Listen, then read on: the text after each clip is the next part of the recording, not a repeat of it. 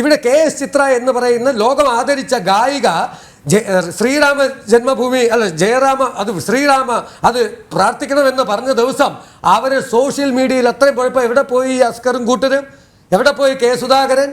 അപ്പം ഒരു മതത്തിന് ആര് എന്ത് പറഞ്ഞാലും ഞങ്ങളെല്ലാം അങ്ങ് ഇളകിക്കോളാം, ബാക്കിയുള്ള മതങ്ങളൊക്കെ പറയുമ്പോൾ ഞങ്ങളങ്ങ് വാമൂടി കെട്ടിയിരിക്കുന്നുള്ള ഇത് നിർത്തണം. കാരണം മമ്മൂട്ടി ആയാലും മോഹൻലാലായാലും സുരേഷ് ഇവരൊക്കെ ചിന്തിക്കണം, നമുക്ക് ശേഷവും സിനിമയുണ്ട്. മമ്മൂട്ടിയുടെ മകൻ സിനിമയിൽ അഭിനയിക്കുന്നുണ്ട്, അദ്ദേഹം പ്രായമായി.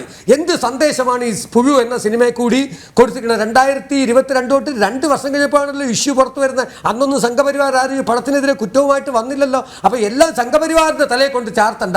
കഴിഞ്ഞ ആഴ്ച ഒരു ഫംഗ്ഷനിൽ പരസ്യമായിട്ട് ഒരു ഇതിൻ്റെ തിരക്കഥാകൃത്ത് പറഞ്ഞെന്താണ്? പൗരത്വം താമസിയാതെ നഷ്ടപ്പെടും എന്ന് വിചാരിക്കുന്ന പ്രേക്ഷകരെ, ഒരിക്കലും നഷ്ടപ്പെടില്ല എന്ന് വിചാരിക്കുന്ന പ്രേക്ഷകരെ നിങ്ങൾക്ക് നന്മ വരട്ടെ എന്ന് വെച്ചാൽ അസ്സലാമു അലൈക്കും ഒരു വേദിയിൽ പറയുകയാണ്. ഒന്ന് ആലോചിച്ചു നോക്കുക. അപ്പം നിങ്ങൾക്ക് നന്മ വരണമെന്ന് വെച്ചാൽ അസ്സലാമു അലൈക്കും എന്ന് പറഞ്ഞപ്പോഴും ഒരു സംഘപരിവാരോ അതിനെതിരെ ഒന്നും പറഞ്ഞിട്ടില്ല.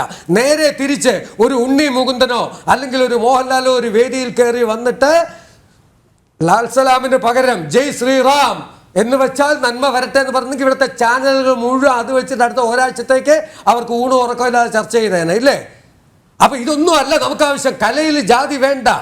ഹിന്ദു മുസൽമാൻ മമ്മൂട്ടി വടക്കൻ വീരകഥ ഞാൻ ഒരുപാടോടെ പറഞ്ഞാണ്. വടക്കൻ വീരകഥ പഴയ പ്രേംനസീറിൻ്റെ സിനിമ അച്ഛനും പാപ്പയും ഇങ്ങനെ ഒരു വടക്കൻ വീരകഥ ഏറ്റവും കൂടുതൽ വടക്കൻ സിനിമകളിൽ അഭിനയിച്ചിരിക്കുന്ന പ്രേംനസീറാണ്. അന്നൊന്നും ഇതൊന്നും ഇവിടെ ആർക്കും ഒരു വിഷയമല്ലായിരുന്നു.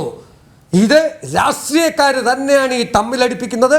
അതിവിടെ അവസാനിപ്പിക്കാത്ത പക്ഷേ ഒരു നല്ലൊരു ഇൻഡസ്ട്രി ഇത് വലിയ പ്രശ്നങ്ങളിലേക്ക് പോകും കേട്ടോ. ഇത് നിസ്സാരമായിട്ട് മമ്മൂട്ടി ഒരു പുഴുവിൽ അഭിനയിച്ചു അതിനെന്താ പ്രശ്നം എന്ന് വിചാരിക്കുന്നിടത്തേക്കല്ല ഈ കാര്യങ്ങൾ പോകുന്നതെന്ന് എല്ലാവരും വിചാരിക്കുക. ഇൻഡസ്ട്രിയിലുള്ള സകലരും വിചാരിക്കുക.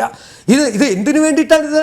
എത്ര പടം നമ്മൾക്ക് ഇവരെല്ലാം കണ്ടു വളർന്നതാണ്. മമ്മൂക്കയെയും മോഹൻലാലിനെയും എല്ലാം കണ്ടു വളർന്നതാണ്, ഇല്ലേ? നസീർ സാറ് എൻ്റെ ഗ്രാൻഡ് ഫാദറാണ് അദ്ദേഹത്തെ സിനിമയെ കൊണ്ടുവരുന്നത്. അത്രയും അടുപ്പമുണ്ട് ഇവരുമായിട്ടൊക്കെ.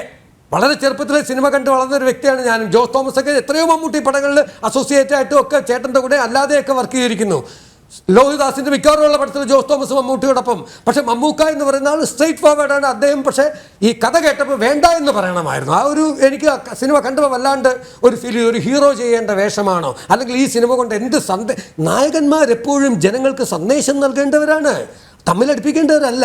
നേരെ തിരിച്ചു നോക്കുക. കഥാപാത്രം ബ്രാഹ്മണൻ എന്നുള്ളത് മാറിയിട്ട് മറ്റൊരു മതം ഉള്ള ഒരാൾ എന്നിട്ട് ആ ബ്രാഹ്മണ പെൺകുട്ടിയെയാണ് കൊന്നിരുന്നെങ്കിൽ ഇവിടെ എന്തായിരിക്കും അവസ്ഥ? കഴിഞ്ഞ ഒരു വർഷത്തിനകത്ത് ഈ ജാതിയുടെ പേരിലുള്ള എത്ര കൊലപാതകങ്ങളാണ് നമ്മുടെ നാട്ടിൽ നടന്നതെന്നുള്ള അറിയാം. 5ഓ 6ഓ നടന്നിട്ടുണ്ട്, ഇല്ലേ? ദുരഭിമാന കൊലകൾ. അപ്പോൾ ഇത്തരം സിനിമകൾ നിങ്ങൾ കൊല്ലാനാണോ പ്രേക്ഷകനോട് പറയുന്നത്?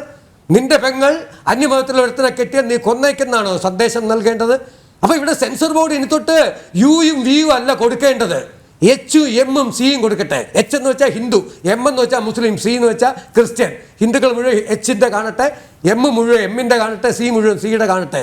എന്തിനാണ് ഇവിടെ ഒരു സെൻസർ ബോർഡ്? അങ്ങനെയാണെങ്കിൽ ഞാനും സെൻസർ ബോർഡ് മെമ്പർ ആയിരുന്നതാണ്. അപ്പോൾ ഇപ്പോൾ സെൻസർ ബോർഡിൽ പോലും രാഷ്ട്രീയവും മതവും എല്ലാം കയറിയിരിക്കുകയാണ്. ഇത് നേരത്തെ ആയിരുന്നെങ്കിൽ ഈ പ്രശ്നങ്ങളൊന്നും വരില്ലായിരുന്നു.